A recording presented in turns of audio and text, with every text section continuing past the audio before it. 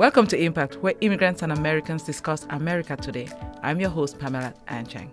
Today's topic is the media responsible for the xenophobia towards immigrants. And here to discuss are some very compelling media guests.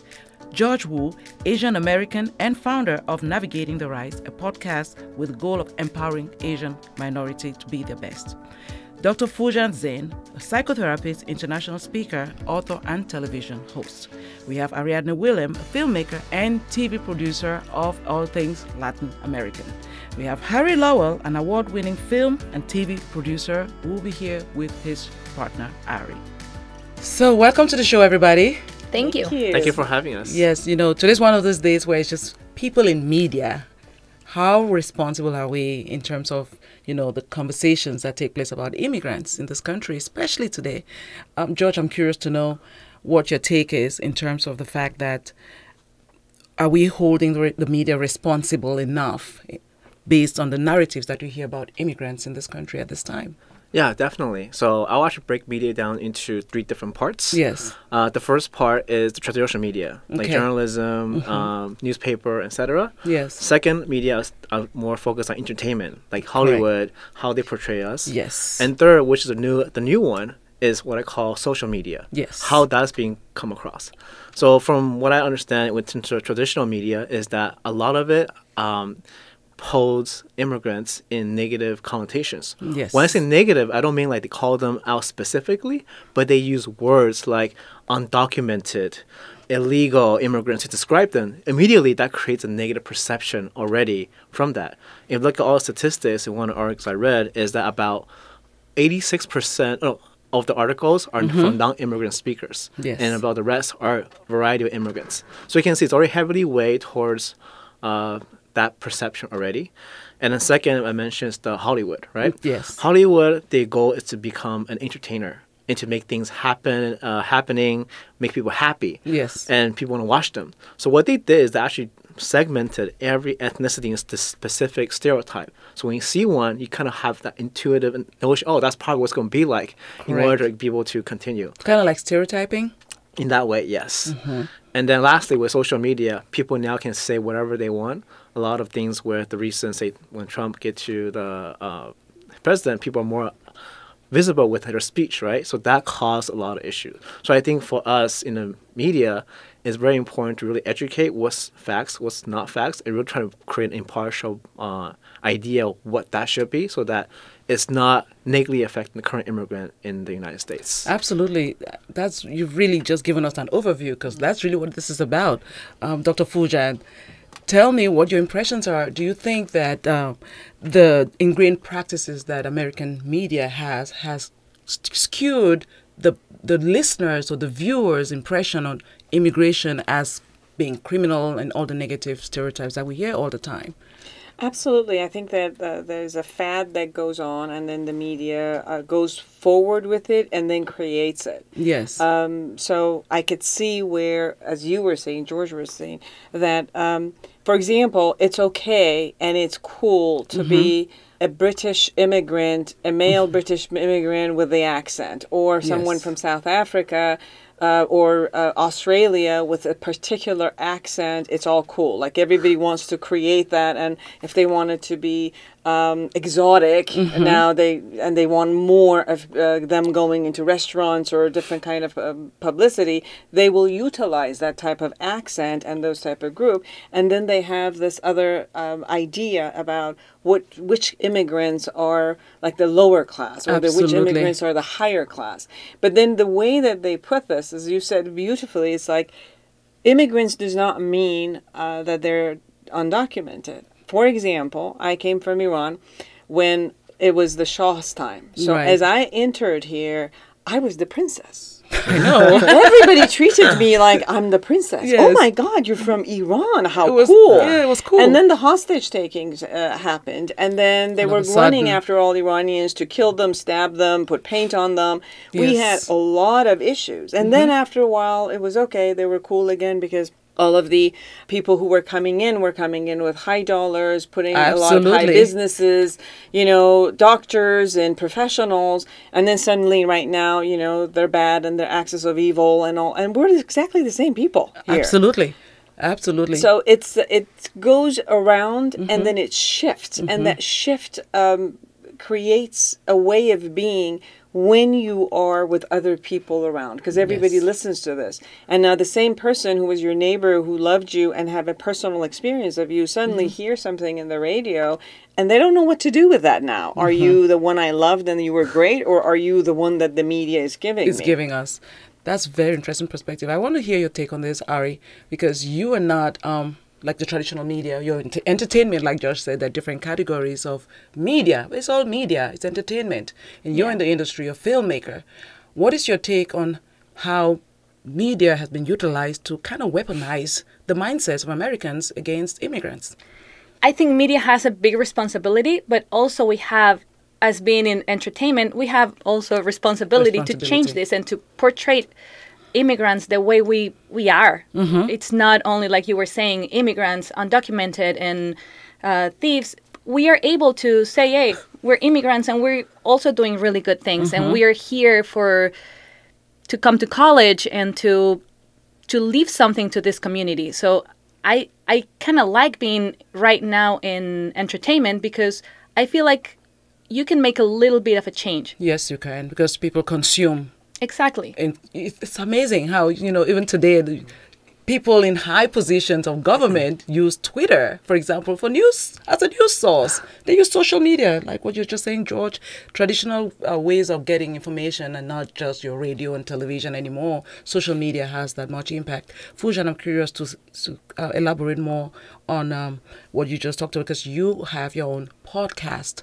How do you think that, as someone, you're a psychotherapist, but you have your own, why was it necessary for you to do what you do in terms of shaping that narrative?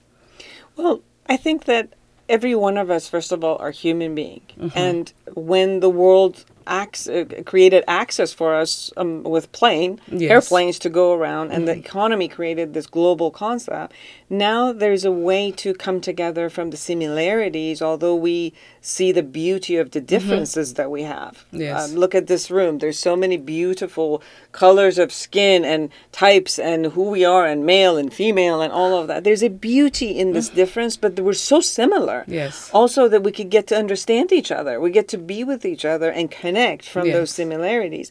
And then we're also in a country that, hey, everybody was an immigrant.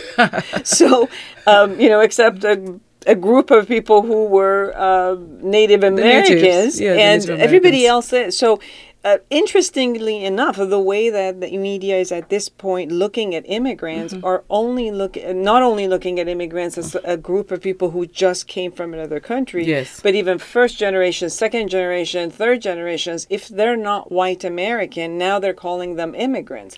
Versus those white Americans were also immigrants from other countries. So the way that I think that I'm, from a media perspective, trying to present this conversation is, we really are connected. And why don't we create those type of connections in getting to know each other better? Because this is no longer countries with borders. This is every economy now is situated together. All of us are together. Absolutely. Ari, very interesting. We talked about language, use of language. When you use words like our, I always wonder, like, who is our? Do you get that feeling, feel like an outsider sometimes when they describe, especially, Latino community? I'm pretty new in the country. I've been here only for 4 years, so I still feel like an outsider. I'm still learning how everything works, and some things that I should not say and things that I need to do. It's different for someone like me that wasn't born here, and it's pretty new. And all my adult life, I lived in another country. So I still feel like an outsider. Who makes you feel that way? Is it the mainstream? Is it television news anchors? Is it social media? Or is it the politicians? Everybody's communicating via some kind of media platform. But who are you getting that feeling of being not welcome, really? Well, it's not that I don't feel 100% welcome. Obviously, there are some comments that I hear from politicians or from media that are, it's weird because I don't see them towards me. I can't believe someone would say that about me. I would not understand it. I would not understand that someone would say that about my grandma or my mom or I don't feel them as they're towards me. Yes, because... Yeah, but, I mean, you feel it when people tell you, oh, you're... What about when they talk about your ethnic group, for example? When Mexico sends its immigrants or its migrants, they're not sending the best. For example, when someone says something like the president, when he was running, actually, he said that in 2015, I presume. He did, Yes. and I always say when I was here, he said that, and I always say, well, he sent, like, my country sent me. It's Well, not that my country sent me. sent I you. came by myself. That's something. That's me. Yes. They're talking about me. Yes. And I think I also have a little bit of a responsibility to show, look, Yes. people like me, we're not criminals. We're just here to live our lives. Like, Yes. we I are think- as good or as bad as anyone that has been living here their entire life. Absolutely. So it's difficult to hear, but I feel like we also have a responsibility to show that that's not true. Yes. And he's not like I feel like I should not take it that personal because it's not. It's not. And It does not represent you. Exactly. Absolutely. George, as someone who's, in the business of your podcast is really about uplifting Asian Americans, you were born here, actually, Yes. but you were raised in a real immigrant home. How does it make you feel when everybody is lumped into this category of, not impressive status? We are perceived maybe even as dumb, and Asians are pretty smart. And Yeah. then another question for you is, so when we talk about media, and you broke it down so well, are we just mixed up people's personal views and news, and so we're not able to kind of sift through who is calling who what name, and we're just all media? Yeah, so to answer your first question about being that environment. Yes. So even though I was born here, I did spend significant amount of time in Asia. Okay. So when I was little, because my grandma lives there, I spent many years there before I came back. Right. So the funny thing is that they call us the model minority, but actually I feel that it's a mask of all the races against Asians, mass underneath that. But if you think about the Vietnam War in Right. 1957, Vietnam being persecuted, the Japanese World War II, Japanese internment camp, right? Yes. All of that happened, and then suddenly now we're the model minority, and then so it's kind of ridiculous. But It is ridiculous. But at the same time, even though Yes. we're a model minority, if you look at it, we're pretty smart academically. But if you look at all the top influential positions, Yes. and we're not there. And I think part of it is because of the cultural differences between Okay. the Eastern and Western practice. That's true. And one of the things is when I had a podcast episode with my immigrant friend who is now working at a VC firm, he said when she was working in Japan, when she was only about say 100%, 200% confident, she will go and say, "I'm not so sure I can do it." Here, she said when she's 30% confident, said, "I can do it, don't worry." So it's a different way of communication. Right. And also when you mentioned about how does it feel to be lumped together, and Asians are actually very diverse too, Yes. right? So not all of them are just math smart. Thank you.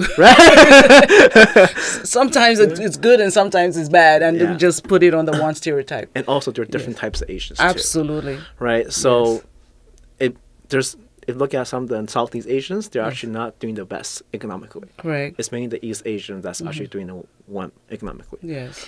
Dr. Foojan, did you have something to say? Yeah, one of the things that shows up for me in the media right now is the distinction between policies that they're trying to create for Yes. appropriate immigration for people to come or people who are not accepting the appropriate ways of coming and they need to come here, whether illegally or through asylums. Yes. But I think that the way that is being portrayed is putting everybody together in that way. And what comes up for me was one of the actual movies that there was a line on there that says, "You need to do your job. Go ahead to do your job. You just don't need to be we'll just say nasty about Absolutely. it, Do what you need to do appropriately to get people here, and also honor the group of immigrants from all over the world who did do their due diligence and did their paperwork and came here because of all the reasons that they came, and they're giving to this country in so Yes. many ways." Yes. And we're going to wrap up this segment with that conclusion right there, and that's very powerful. So is the media responsible for the xenophobia in this country? And like you said, media really entails social media, traditional media, what else is it? Journalists, everybody. Yeah. So we're all responsible. So now we're going to come back and talk about how ethnic media and others can change this narrative. And this is Impact on KPFK 90.7 FM. I'm Pamela Anchang.